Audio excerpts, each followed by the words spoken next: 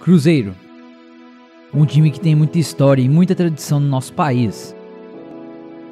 Sem dúvida, um dos maiores clubes do Brasil, mas atualmente não vive suas melhores fases.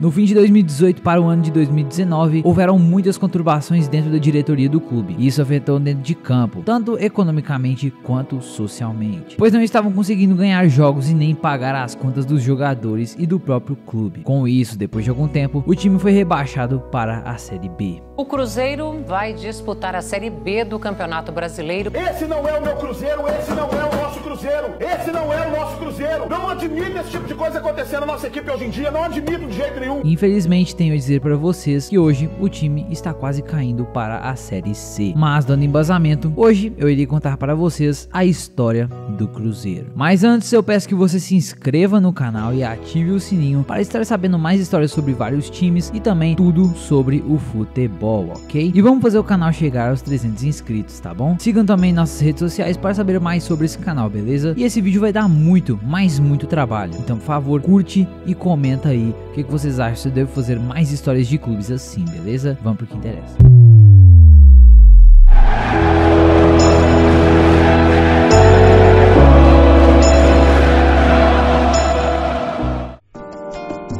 Início do Cruzeiro. O Cruzeiro foi fundado no dia 2 de janeiro de 1921 por desportistas da colônia italiana de Belo Horizonte, com o nome de Società Sportiva Palestra Itália. As cores adotadas, como não poderia deixar de ser, foram as mesmas da bandeira italiana: verde, vermelho e branco. Na verdade, a escolha do uniforme foi feita de acordo com as refinadas ideias do designer Arthur Lemes, na própria capital mineira. Em 1922, o clube comprou um terreno pertencente à prefeitura, onde fica o Parque Esportivo do Cruzeiro, e em 23 de setembro de 1923, inaugura seu estádio no Barro Preto, construído por jogadores e associados, a maioria da colônia italiana de Belo Horizonte, composta em grande parte por operários de construção civil. Além de se caracterizar como uma equipe de descendentes italianos, a Palestra também destacava-se por possuir elementos de classe trabalhadora na cidade. No corpo social do Palestra prevaleciam homens na profissão de pedreiros, policiais, pintores, comerciantes e marceneiros, que eram filhos dos imigrantes que vieram construir a capital do estado de Minas Gerais, Belo Horizonte, em 1894, e que herdaram de seus pais a mesma profissão. O primeiro uniforme do clube foi composto por camisa verde, calção branco e meias vermelhas. O clube foi restrito apenas à participação de elementos da colônia até o ano de 1925, quando é retirado do estatuto do clube uma cláusula que impedia a inscrição dos atletas e associados que não fossem da origem italiana. Isso abre as portas para colaboradores de qualquer origem. Há uma confusão no que diz respeito a um clube existente na capital chamado IALE. Muitos imaginam que este deu origem ao Palestra e posteriormente ao Cruzeiro. O IALE também era um clube fundado por descendentes de italianos, que surgiu anos antes do Palestra, mas após uma crise com o crescimento do outro clube de imigrantes em Belo Horizonte, grande parte dos associados e jogadores do IALE migraram para o Palestra. O IALE foi dissolvido em 1925. Foram registrados até hoje apenas 4 jogos entre os clubes. São eles: Palestra 0, IALE 1 em 17 de julho de 1921, Palestra 0 e IALE 0, 6 de novembro de 1922, Palestra 0 e IALE 0, 7 de maio de 1922 e Palestra 3 e IALE 2 em 5 de agosto de 1923. Todos os jogos válidos pelo campeonato da cidade. A primeira conquista significativa oficial e reconhecida do Palestra é o tricampeonato mineiro entre 1928 e 1930, sendo os dois últimos de forma invicta. O crescimento do time na cidade força as outras grandes equipes da época a se organizarem e, em 1933, criarem a primeira liga profissional do estado, a Associação Mineira de Esportes. Finalmente, em 1925, prevaleceu a vontade da maioria dos associados do clube que gostariam de ver o Palestra como um grande clube da cidade, com a extinção da cláusula dos estatutos que impedia a participação de atletas de outras nacionalidades. Outra modificação feita foi o aportuguesamento do nome do clube, que passou a se chamar Sociedade Esportiva Palestra Itália. O primeiro jogador de outra nacionalidade que o clube recebeu foi Nereu, que era da colônia sírio-libanesa e jogava no Sírio Horizontino. Surgimento do nome Cruzeiro.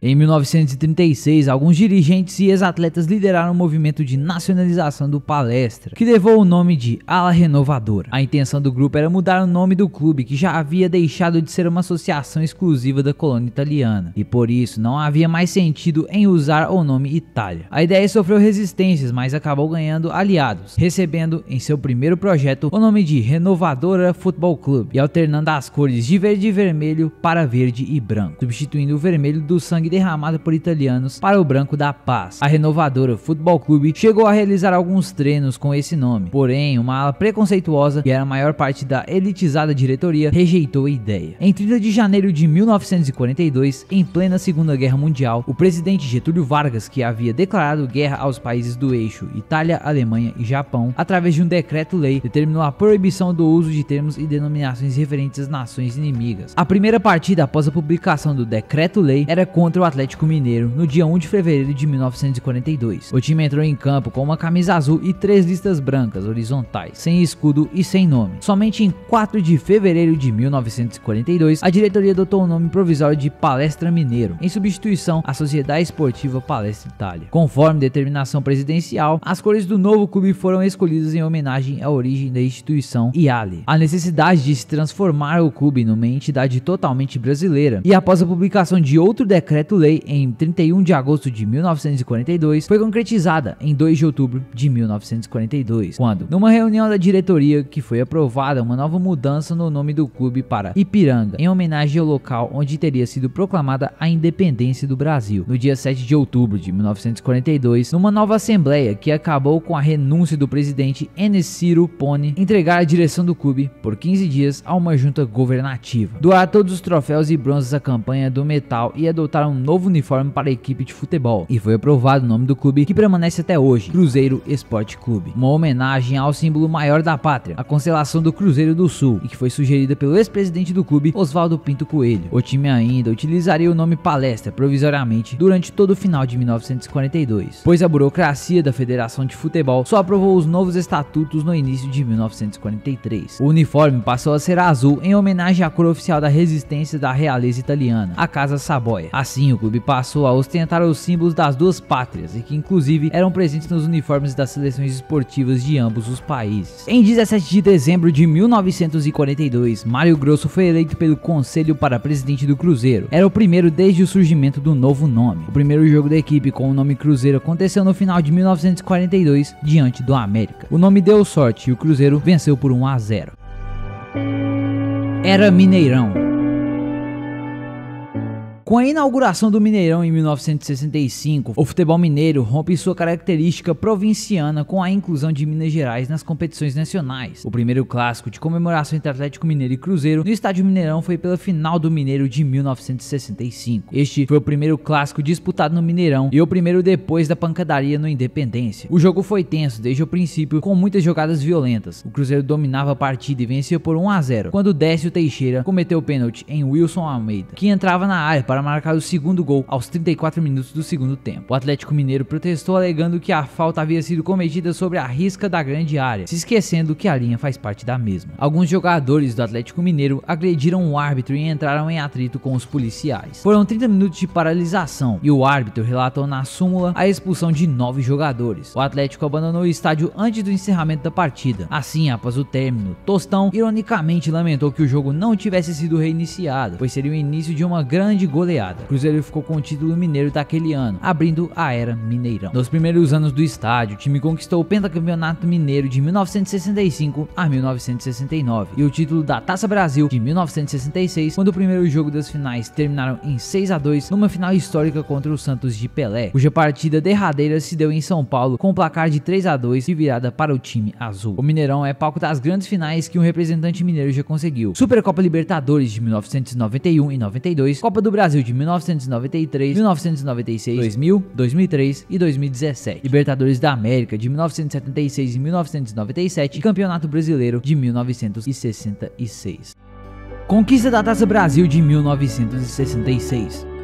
Após 22 partidas pelo Campeonato Mineiro de 1965 e 6 pela Taça Brasil de 1966, em 30 de novembro do mesmo ano, o Cruzeiro começava a escrever contra o Santos uma das páginas mais importantes de sua história, seu primeiro título nacional. Na primeira partida da final no Mineirão, o Cruzeiro termina o primeiro tempo vencendo por inimagináveis 5-0. Os jogadores pareciam não acreditar que aquilo era verdade. No segundo tempo, o Santos esboçou uma reação fazendo 2 gols, mas Dícer Lopes marca mais um e a partida termina 6-2. No segundo tempo, no Pacaembu, em São Paulo, o Santos termina o primeiro tempo vencendo por 2-0. Todos acreditavam que a derrota humilhante do último jogo seria devolvida. A confiança era tanto que no intervalo da partida, dirigentes paulistas procuraram o presidente do Cruzeiro para marcar a terceira partida para o Maracanã. Isso foi como uma afronta aos cruzeirenses. O técnico Ayrton Moreira utilizou a atitude prepotente dos paulistas como estímulo aos seus jogadores. Na volta para o segundo tempo, Tostão ainda perdeu um pênalti, mas se redime ao marcar de falta aos 18 minutos. 10 minutos depois, Dirceu empata. Aos 44, Natal dá golpe de misericórdia à equipe de jovens garotos, vence o melhor time do mundo na época e torna-se campeã da Taça Brasil. A conquista foi de tamanha repercussão que no ano seguinte, o torneio Rio-São Paulo teve que abrigar clubes de Minas Gerais e Rio Grande do Sul, criando o torneio Roberto Gomes Pedrosa, o Robertão, embrião do atual Campeonato Brasileiro. Ainda em 1967, devido à Taça Libertadores da América, o Cruzeiro disputa sua primeira partida oficial no exterior, contra o Deportivo Galícia, da Venezuela, em Caracas. Vence por 1-0. Nesse período surgem os primeiros grandes ídolos do clube: Tostão, Dícer Lopes, Piazza e Raul Plasma. Em 1966, Tostão foi o primeiro jogador de um clube mineiro a disputar a Copa do Mundo. Em 1970, 4 jogadores conquistam a tríplice seleção: Tostão, Piazza, Fontana e Brito, ex-Vasco da Gama. O título da Taça Brasil de 1966 rendeu ao Cruzeiro o reconhecimento de ser o primeiro clube mineiro a ganhar um campeonato brasileiro, já que em dezembro de 2010 a Confederação Brasileira de Futebol homologou a conquista para o clube como campeão brasileiro de futebol.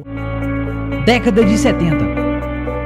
Nos campeonatos brasileiros em 1974, foi vice pela primeira vez, perdendo em uma decisão muito confusa contra o Vasco da Gama. E em 1975, foi novamente vice após perder para o Internacional. Na Taça Libertadores da América de 1976, o Cruzeiro conquistou seu primeiro título na competição, sobre o River Plate da Argentina. Na primeira final, no Mineirão, vitória por 4-1. Na partida seguinte, no Estádio Monumental de Núñez, em Buenos Aires, derrota por 2-1. Durante a campanha, aconteceu uma partida que é considerada como o melhor jogo da história do Mineirão. A vitória do Cruzeiro por 5-4 em cima dos então os campeões brasileiros, o Internacional. O regulamento previu uma terceira partida em campo neutro. Esta foi realizada no Estádio Nacional de Santiago, no Chile, onde a seleção brasileira havia sido bicampeã do mundo em 1962. O Cruzeiro faz 2 gols ainda no primeiro tempo, mas com a ajuda da arbitragem da tradicional catimba argentina, o River empata. Aos 44 minutos do segundo tempo, falta na entrada da área e Nelinho prepara-se para cobrar. Enquanto ele se vira para trás para correr e ganhar força no chute, Joãozinho é mais rápido e bate colocando no ângulo sem chances para o goleiro argentino. O Cruzeiro faz 3-2 e é campeão da América. Ainda no mesmo ano, o clube é derrotado na Copa Intercontinental pelo Bayern de Munique da Alemanha, que contava com jogadores como Gerd Müller, Franz Beckenbauer, Sepp Maier, que eram a base da então seleção campeã do mundo de 1974. Em 1977, o Cruzeiro chega novamente à final da Libertadores, mas dessa vez é derrotado nos pênaltis pelo Boca Juniors da Argentina. O Cruzeiro foi derrotado por 1-0 em Buenos Aires, venceu pelo mesmo placar em BH. No terceiro jogo, em Montevideo, terminou empatado sem gols. Na disputa de pênaltis, o time argentino venceria por 5-4 e conquistaria aquele que seria seu primeiro de um total atual, até 2011, de 6 conquistas da competição. Nos anos 1970, para evitar o déficit financeiro causado pela disputa do Campeonato Mineiro, o clube partiu para um amistoso no exterior em troca de cachês em dólar. O dinheiro foi suficiente para manter os craques e conquistar o tetracampeonato estadual de 1972 a 1975. E em 1977, chega ao 10º título mineiro na era Mineirão, em 13 disputados. Década de 80.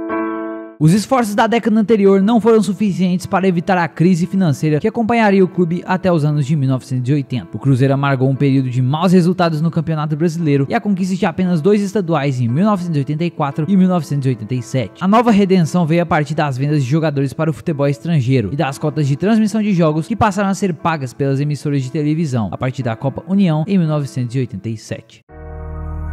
Década de 1990 e 2000. A década de 80 não foi muito positiva para o clube, conquistando apenas 2 campeonatos estaduais, 1984 e 1987, além de fracas campanhas no Campeonato Brasileiro. No entanto, na década de 1990, o Cruzeiro iniciou uma impressionante sequência de 15 anos ganhando pelo menos um título por ano. Foram 2 Supercopas da Libertadores, 1991 e 92, uma Recopa Sul-Americana, 1998, 4 Copas do Brasil, 1993, 96, 2000 e 2003, uma Copa de Ouro Nicolás Léus, 1995, uma Copa Master da Supercopa, 1995, 2 Copas Sul Minas, 2001 e 2002, 8 Campeonatos Mineiros, 1990, 92, 94, 96, 97, 98, 2003 e 2004, uma Copa Centro-Oeste, 1999, 2 Copas dos Campeonatos Mineiros, 1991 e 99, um Supercampeonato Mineiro, 2002, além da segunda Taça Libertadores da América, 1997, e do Campeonato Brasileiro de 2003, o primeiro disputado por pontos corridos em turno e retorno. A sequência de títulos foi interrompida em 2005, mas no ano seguinte o clube já voltou a vencer o campeonato estadual, conquista essa que se repetiu em 2008 e 2009. Nesse período a torcida cruzeirense ganhou mais alguns ídolos, entre eles Charles, Boiadeiro, Douglas, Ademir, Renato Gaúcho, Roberto Gaúcho, Ronaldo, Nonato, Dida, Ricardinho, Marcelo Ramos, Fábio Júnior, Alex Alves, Cris, Sorin, Fred, Alex e Ramírez, além de ter contratado o pentacampeão Rivaldo, que só jogou metade do primeiro semestre de 2004 sem grandes sucessos, mas mesmo assim foi campeão mineiro em 2004. A maior façanha da década de 2000 aconteceu em 2003, quando o Cruzeiro, sob o comando do respeitado técnico Vanderlei Luxemburgo e comandado pelo craque Alex e seus companheiros, conquistou o inédito título brasileiro da Tríplice Coroa, que significa a conquista do Campeonato Estadual, Copa do Brasil e Campeonato Brasileiro. Nesse ano, o time fez uma campanha nunca antes vista no Campeonato Brasileiro, marcou mais de 100 gols e conquistou, com 4 rodadas de antecedência, a primeira edição de pontos corridos do Campeonato Brasileiro, cujo título cabe ao time que fizer mais pontos durante a competição. O ano de 2004 foi decepcionante, ao mesmo tempo marcante, pois nessa temporada o Cruzeiro alcançou um feito inédito no Brasil, que foi ganhar pelo menos um título por temporada durante 15 anos, 1990 a 2004. Antes disso, só haviam feito esse recorde times europeus, como Real Madrid e Manchester United. Essa sequência foi quebrada no ano de 2005, quando o Cruzeiro perdeu a final do Campeonato Mineiro pelo inacreditável Ipatinga. Depois disso, de fato, o Cruzeiro não teve grandes marcas, conquistando só apenas 3 mineiros, 2006, 2008 e 2009. Os campeonatos mineiros de 2008 e 2009 foram marcantes, porque o Cruzeiro 2 vezes bateu seu maior rival nas finais por impressionantes 5-0. Na mesma temporada de 2009, o Cruzeiro chegou na final Libertadores contra o Estudiantes, o mesmo adversário que tinha enfrentado na fase de grupos. Na primeira partida, um empate de 0-0 que deixou o Cruzeiro muito próximo do tricampeonato, mas no jogo de volta no Mineirão, com 64,8 mil pessoas, o Cruzeiro perderia para os Estudiantes depois de ter feito 1-0. Ao final do jogo, 2-1 de virada para os Estudiantes, e fim do sonho do tricampeonato e do sonho de ser campeão mundial pela Copa do Mundo de Clubes da FIFA, visto que o clube havia disputado por 2 vezes a antiga Copa Intercontinental, ao conquistar Libertadores em 76 e 97, mas perdeu em ambas as ocasiões, em que enfrentou clubes alemães, em 1976 o Bayern de Munique e em 1997 o Borussia Dortmund. Dia do Cruzeiro e Dia do Cruzeirense. Em 14 de julho de 2008, foi sancionada a Lei número 9.590/2008 pelo então prefeito de Belo Horizonte, Fernando da Mata Pimentel, que instituiu o Dia do Cruzeiro e o Dia do Cruzeirense, comemorando anualmente o Dia Internacional no dia 2 de janeiro. A lei foi resultado do projeto de lei número 1594/2008, de auditoria do vereador Alberto Rodrigues. Década de 2010.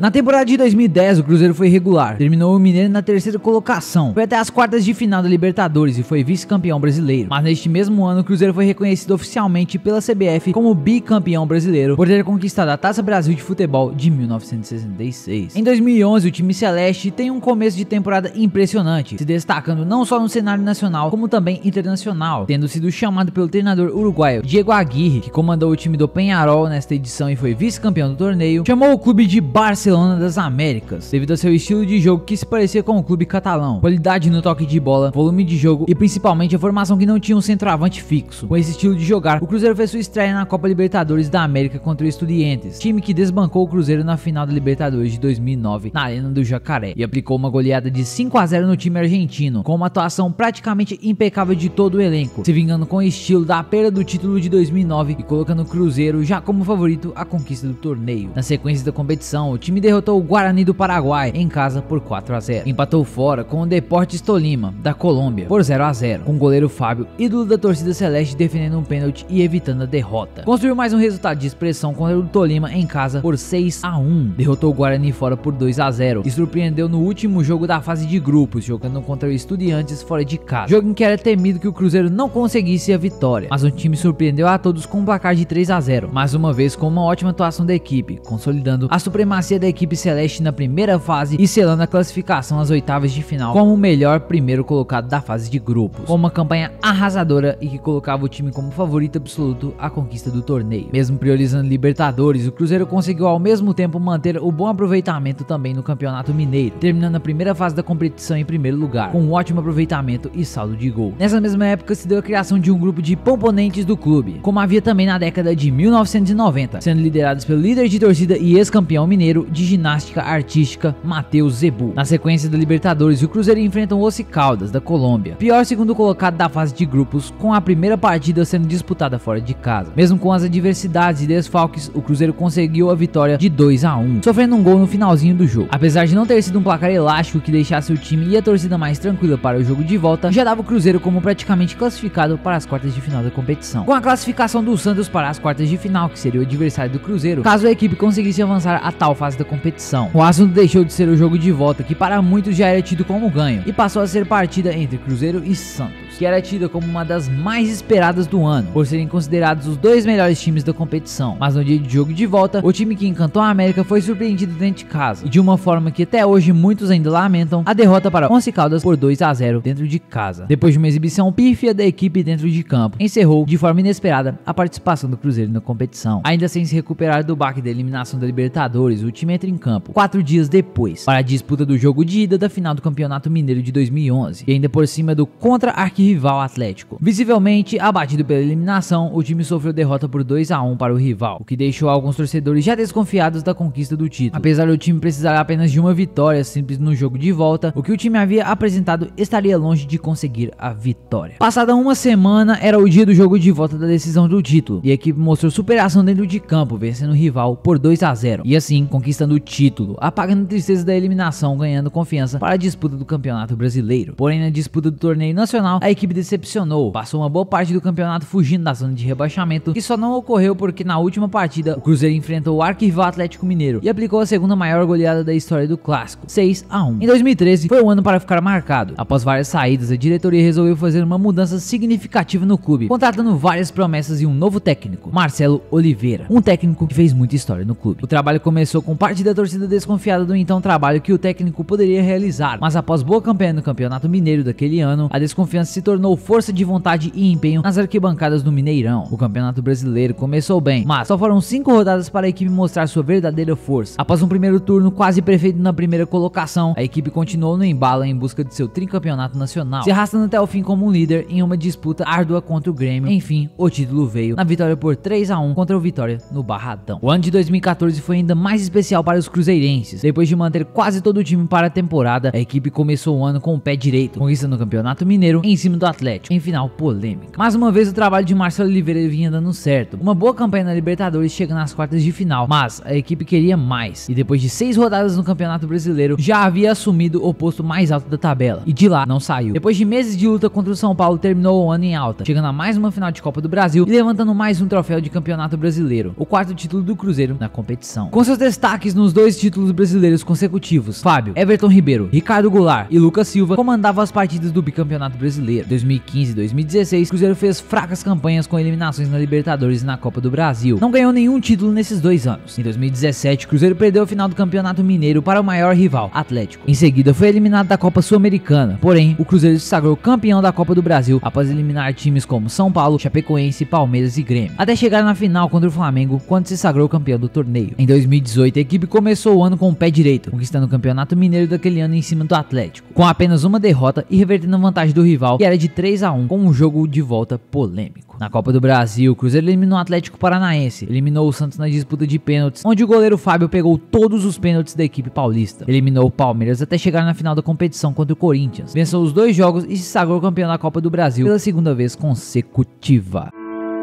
Rebaixamento em 2019.